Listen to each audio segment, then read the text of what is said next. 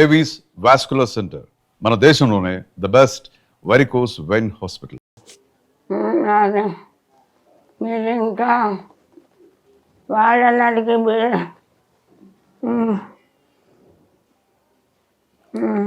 సరే పోనీ మీకు జీవితంలో ఏం కోరికలు మిగిలి ఉన్నాయి అసలు మీరు అది చెప్పండి పోనీ. కోరికలు చెప్పేంత గొప్పదాన్ని కాదు, తీర్చేంత గొప్పదాన్ని కాదు నాయన. నా బిడ్డను నేను బిజీగా ఉండి పట్టించుకోలే, దాని జీవితాన్ని సెటిల్ చేయలే.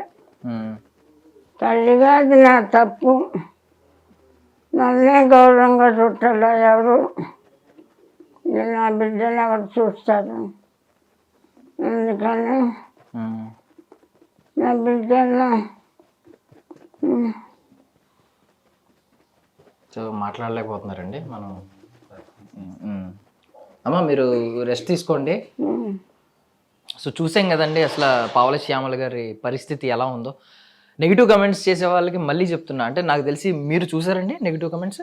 కొన్ని చూసాయండి, అది కొంచెం బాధాకరం అనిపించింది. ఎందుకంటే వాళ్ళు ఇంకా ప్రపంచంతో సంబంధం లేదు, మేము అన్ని విధాలుగా డౌన్ అయిపోయామని చనిపోయే కండిషన్లో చనిపోవడానికి వెళ్ళిన వాళ్ళు. సో ఇప్పుడు అలా నెగిటివ్ కామెంట్స్ ఇవ్వడం కొంచెం బాధగానే అనిపించింది. బట్ ఒక్కొక్కరు మెంటాలిటీ ఒకలా ఉంటుంది, మనం ఎవరిని క్రిటిసైజ్ చేయలేం. బట్ జెన్యున్గా అక్కడ చూస్తూ ఉన్నాను కాబట్టి నేను వాళ్ళు ఏ కండిషన్లో వచ్చారు, మేము ఇంకా బతకడం వేస్ట్ అనే కండిషన్లో వచ్చారు. ఆల్మోస్ట్ ఒక 5 days 6 days ట్రీట్మెంట్ తీసుకుంటే తప్ప మాట్లాడే కండిషన్ కూడా రాలేదు. సో ఆ కండిషన్ నుంచి మళ్ళీ ఇప్పుడు 1 weekగా మాట్లాడే కండిషన్కి వచ్చారు. అంతకుముందు మాట్లాడే కండిషన్ లేదు. పెయిన్ఫుల్ సిచ్యువేషన్లో నెగిటివ్ కామెంట్స్ని తీసుకొని ఎవరికైనా పెయిన్గానే ఉంటుంది. నా request possible please avoid negative comments. వీలైతే ఒక మంచి గురించి గుడ్ స్ప్రెడ్ చేద్దాం. ఎందుకంటే ప్రతి వ్యక్తిలో పాజిటివ్ నెగిటివ్ రెండూ ఉండేటప్పుడు ప్రతి వ్యక్తిలో ఉంటాయి. మనకి అవసరమైన పాజిటివ్ని తీసేసుకొని నెగిటివ్ని వదిలేస్తే ఏ ప్రాబ్లం లేదు. అండ్ మీరు చూస్తే ఇప్పుడు ఎవరైనా జస్ట్ ఒక 10 సినిమాలు చేసిన యాక్టర్ వెంట కూడా సెల్ఫీలు అంటూ పరిగెడుతూ ఉంటారు. ఎవరైతే ఇప్పుడు సినిమాలు చేస్తున్నారు, 300కు పైగా సినిమాలు చేసిన ఆవిడ ఇప్పుడు ఈ రోజు ఇలాంటి పరిస్థితిలో ఉన్నప్పుడు ఎవరన్నా బయట అభిమానులు అని వచ్చి సెల్ఫీలు తీసుకుని లేదా మంచిగా మాట్లాడి ఫ్రూట్స్ కొనిచ్చి ఇలాంటి పరిస్థితులు ఏమైనా చూసారా మీరు? ఒక పర్సన్ డైరెక్టర్ గారని ఒక ఆయన వచ్చారు, టీవీ సీరియల్ ఆర్టిస్ట్, ఫ్రూట్స్ ఇప్పించారు పేషెంట్స్కి. జస్ట్ ఒక పర్సన్ డైరెక్టర్ వచ్చారు. నేను అనింది అభిమానుల గురించి, ఎవరైనా వచ్చి అభిమానం మేము సినిమా అభిమానులు పాపం ఇక్కడ ఉన్నారంట కదా అని తెలిసి వచ్చి అలా ఎవరు రాలేదు. అంటే బేసికల్లీ ఏంటంటే నేను టీఎఫ్ఐ బానిసలు కట్టు బానిసలు అని చెప్పుకునే వాళ్ళకి చెప్తున్నాను, ఎవరైతే అప్పుడు సినిమాలు చేస్తున్నారో వాళ్ళ వెంట వెళ్ళిపోయి సెల్ఫీల కోసం పరిగెట్టి, మొన్న చూసాం స్టాంపేడ్ కూడా చూసాం, ఎక్కడ మన పుష్ప 2 సినిమాకి ఒక ఫ్యామిలీ మొత్తం లాస్ అయిపోయింది. సో ఇలాంటి పరిస్థితులు సినిమా కోసం కొట్టుకోవడం, లేదంటే సినిమా స్టార్ ఎవరికొకరు కనిపిస్తే పరుగులు పెట్టడం, అంటే ఎవరైతే అప్పుడు లీడింగ్లో ఉన్నారో వాళ్ళు వెంట పడతారు. కానీ వాళ్ళు ఎప్పుడైతే ఇలాంటి స్థితిలోకి వెళ్ళిపోయారో, ఆవిడేం తక్కువ సినిమాలు చేసినప్పుడు కాదు, 300కు పైగా సినిమాలు చేసిన ఆవిడ. అంటే ఆవిడ పొజిషన్ ఎలా ఉంటుంది, నేను కూడా ఈ కమెంట్స్ నిజంగా అనుకుని కొన్ని నమ్మానండి. అంటే నిజంగానే వీళ్ళ పరిస్థితి బాగున్నా, ఒకవేళ ఈ ధనం అనేది తీరని దాహం కదా, ఈ ధనదాహం తీరక కొంచెం ఆవిడ ఇంకా వెయిట్ చేస్తుంది, ఇంకా డబ్బుల కోసం అలా అడుగుతున్నారేమో అని నేను అనుకున్నా. మొన్న సూసైడ్ అటెంప్ట్ అనేసరికి నాకు కొంచెం బాధేసింది. ఈ రోజు అందుకే చూడడానికి వచ్చాం అసలు ఎలా ఉంది పొజిషన్ అని. వాళ్ళకి ఎన్ని హెల్త్ ఇష్యూస్ ఉన్నాయంటే, అమ్మాయికి సర్జరీస్ అవసరం, ఒక్క సర్జరీ కాదు మల్టిపుల్ సర్జరీస్ అవసరం ఉన్నాయి. అమ్మాయి మళ్ళీ లేసే కండిషన్ రావాలంటే చేసినా కూడా గ్యారంటీ లేదు. ఈమెకి కూడా చాలా ప్రాబ్లమ్స్ ఉన్నాయి, కిడ్నీ ప్రాబ్లం ఉంది, హార్ట్ ప్రాబ్లం ఉంది, so Parkinson's, nervous system completely ఇది ఉంది. So completely they are the bedridden patients. వాళ్ళు 90% ఇంకా నడిసి లెగిసే పరిస్థితి లేదు.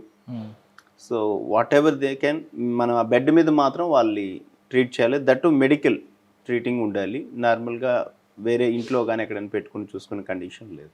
సో మీకు కుదిరినంత వరకు మీరు ఫుడ్ దగ్గరికి పెడుతున్నారు, ఫుడ్ ఇస్తున్నారు, వాళ్ళకి షెల్టర్ ఇస్తున్నారు, ట్రీట్మెంట్ కూడా మీకు కుదిరినంత వరకు అందిస్తున్నారు. బట్ మీరు వీటన్నిటికంటే మనోధైర్యాన్ని ఇచ్చారు వాళ్ళకి. ఈరోజు మళ్ళీ బ్రతుకుతామనే ధైర్యం వచ్చింది. సూసైడ్ చేసుకున్న ఆవిడ ఈరోజు కొంచెం కోరికలు లేవు, కానీ వాళ్ళ అమ్మాయి గురించి ఆవిడకి ఇంకా బెంగ ఉంది.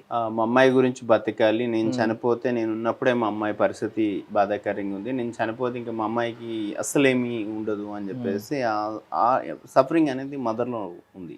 ఇప్పుడు ఎంత అవుతుందండి ఆవిడకి ఒకవేళ సర్జరీ చేస్తే? ఒక 3 to 4 lakhs మధ్యలో అవ్వచ్చు, హాస్పిటల్ బట్టి అంత అవుతే సెట్ అయ్యే అవకాశం ఉంది. లెగ్స్ సెట్ బట్ 100% మళ్ళీ నడుస్తుందని చెప్పలేం కానీ, బట్ దాని తర్వాత ఫిజియోథెరపీ అంతా చేస్తే ఛాన్సెస్ ఆర్ దేర్. సో ఎవరైనా అంటే తప్పుగా అనుకోకండి, ఒకవేళ కోపం వచ్చి అన్న నేను అన్న మాటలకి మీరు నన్ను తిట్టినా పర్వాలేదు, కానీ ఎవరైనా సహాయం చేయాలనుకుంటే మాత్రం దయచేసి సహాయం చేయండి ఇలాంటి వాళ్ళకి. ఐ మీన్ లిటరల్లీ నిజంగా నేను చూశాను ఈరోజు వాళ్ళ పొజిషన్ ఎంత దీన స్థితిలో ఉందో. అంటే ఒకప్పుడు అంత రాజయోగం, ఐ మీన్ మనం చూసాం కదా 300 సినిమాలు చేసిన ఆవిడ ఇలాంటి పొజిషన్లో ఉంటుందంటే ఎవరికైనా కొంచెం హృదయం చలిస్తుంది. సో మీ వంతుగా మీరు ప్లీజ్ ఎవరైనా మీకు తోచినంత సహాయం చేయండి ఆర్కే ఫౌండేషన్కి. అండ్ వాళ్ళు ఆర్కే ఫౌండేషన్ ఒకవేళ మీరు సహాయం చేయకపోయినా, ఐ మీన్ మీరు ఎవరు సహాయం చేస్తానని తెలియకముందే వీళ్ళైతే వాళ్ళకి ప్రామిస్ చేశారు మేము చూసుకుంటాం వాళ్ళ బాధ్యతని. పాపం వాళ్ళకు కూడా మీ సహాయాన్ని అందించండి. అండ్ సార్ ఎలా స్టార్ట్ అయింది అసలు ఆర్కే ఫౌండేషన్, ఏ ధ్యేయంతో మొదలైంది, కారణం ఏంటి, ముఖ్య కారణం? నేను చిన్నప్పుడు మా అమ్మగారు బెడ్ రిడెన్ పేషెంట్గా చనిపోయారు న్యూరో ప్రాబ్లంతో. సో మా అమ్మగారు చాలా హెల్తీగా ఫిట్గా ఉన్న వ్యక్తి. జస్ట్ 3 to 4 monthsలోనే బెడ్ రిడెన్ అయ్యి ఆవిడ కంప్లీట్లీ బాగా వీక్ అయిపోయి బెడ్ సోర్స్తో చనిపోవడం జరిగింది. సో అది నేను చూశాను. నేను అప్పుడు పిల్లవాడిని కాబట్టి ఏం చేయలేకపోయాను పెద్దగా మా అమ్మగారికి. సో అప్పుడు అనుకున్నాను పెద్ద అయిన తర్వాత అట్లీస్ట్ ఒక 10 మందికైనా పేషెంట్స్కి హెల్ప్ చేద్దాం, బెడ్ రిడెన్ వాళ్ళకి హెల్ప్ చేద్దాం అనుకున్నాను. దేవుడు కొంచెం నాకు ఎక్కువ అవకాశం ఇచ్చాడు, మంచి ఫ్రెండ్స్, మంచి బిజినెస్, మంచి ఫ్యామిలీ ఇవన్నీ ఇవ్వడం వల్ల సో ఆల్మోస్ట్ గత 18 సంవత్సరాలుగా 15,000 మంది పేషెంట్స్కి మనం ఇలాంటి వాళ్ళకి చేయగలిగాం. 18 సంవత్సరాలుగా 15 సంవత్సరాలుగా 15,000 మంది పేషెంట్కి చేయగలిగాం. 3 years బ్యాక్ 15 years యానివర్సరీ కూడా ఫంక్షన్ చేసుకున్నాం, దానికి గవర్నర్ గారు వచ్చారు. సో 12 years నా కంపెనీ సపోర్ట్తో నేను ఓన్గా రన్ చేస్తాను. ఇది ఒక 5-6 years నుంచి ఇంకా ఇది రన్ చేయడం కష్టం, ఎందుకంటే ఇది రన్ చేసే ప్రాసెస్లో ఒక 3 crore ప్రాపర్టీ కూడా డిస్పోజ్ చేయాల్సి వచ్చింది నేను. ఎందుకంటే నార్మల్ వ్యక్తికి అన్నం పెట్టడం వేరు, ఇక్కడ పేషెంట్స్ మీరు చూస్తుంటారు ఈ 2nd floor ఇంకా సీరియస్ కండిషన్ పేషెంట్స్ ఉంటారు. నార్మల్ వ్యక్తిని ట్రీట్ చేయడం ఈజీ ఉంటుంది, వాళ్ళకి నార్మల్ ఫుడ్ ఇస్తే సరిపోదు. పేషెంట్స్ అనేటప్పటికి డైపర్స్కి, గ్లౌజెస్కి, మెడిసిన్స్కి, మళ్ళీ సర్వీసెస్, డాక్టర్స్ కానీ నర్సెస్ కానీ అంతమంది ఫ్రీగా రాలేరు కదా మనకి వాలంటరీగా. ఇవన్నీ చూసుకుంటే ఇది బిగ్ బర్డెన్. సో అందువల్ల ఒకప్పుడు 60 మందికి చేసేవాడిని, దాన్ని 45 మందికి తీసుకొచ్చాను. బట్ స్టిల్ 2-3 పెరుగుతుంటారు, తరుగుతుంటారు. సో లాస్ట్ 6 years బ్యాక్ ఇది క్లోజ్ చేద్దాం అనుకుని, నా ఫైనాన్షియల్గా టైర్డ్ అయిపోయాను, ఏదో మా అమ్మగారి గురించి చేద్దాం అనుకున్నాను, చేశాను. బట్ అప్పుడు పోలీసు వాళ్ళ డిపార్ట్మెంట్ వాళ్ళు వచ్చి, డాక్టర్ గారు మీకు హెల్ప్ కావాలని మాకు తెలీదు, మేము ఇస్తూ ఉన్నాం, మీరు చేస్తూ ఉన్నారు, మీ వల్ల అయింది. సో ఇప్పుడు మీకు హెల్ప్ అవసరం ఉంది కాబట్టి మేము పెద్దవాళ్ళకి ఇన్ఫార్మ్ చేస్తే సజ్జనార్ సార్కి పెద్దవాళ్ళు IPS ఆఫీసర్లు వాళ్ళు తీసుకొచ్చారు. వాళ్ళతో పాటు కొంతమంది ఇన్కమ్ ట్యాక్స్ ఆఫీసర్స్ కూడా వచ్చారు. సో అప్పటి వరకు మనకి ఎలాంటి ట్యాక్స్ ఎగ్జామ్షన్స్ ఏం లేవు, ఓన్గా అవుతుంది, చేసుకుంటూ పోతూ ఉన్న ఫ్యాషన్తో. రామకోటయ్య సార్ని ఇన్కమ్ ట్యాక్స్ కమిషనర్ ఆయన వచ్చి, ఆయన మొత్తం మనకు పర్మిషన్స్ అన్నీ ఇప్పించి ఒక ఆఫీసర్ని పెట్టి, ఆయనే కమిషనర్లు అందరి దగ్గర నుంచి కూడా ఎవ్రీ మంత్ కొంత అమౌంట్ మనకు వచ్చేటట్టు, పోలీస్ డిపార్ట్మెంట్ నుంచి కూడా అలాగే సజ్జనర్ సార్ ఎవరైతే ఉన్నారో అప్పటి నుంచి కూడా మనకి ఆయనే మెయిన్ సపోర్ట్.